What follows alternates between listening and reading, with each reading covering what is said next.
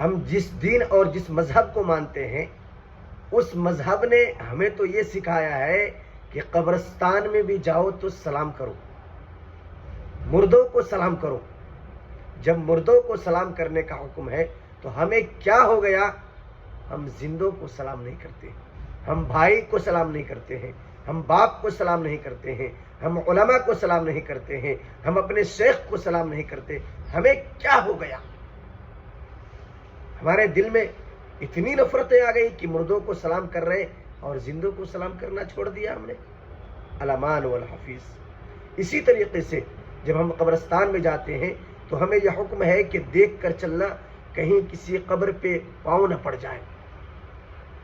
مگر افسوس وہاں تو اتنا خیال، لیکن دنیا کے اندر جب قبرستان سے باہر آتے ہیں تو لوگوں کا جینا حرام کر دیتے ہیں، لوگوں کا کہ زندگیوں سے ان کی خوشیاں ہم چھین لیتے ہیں۔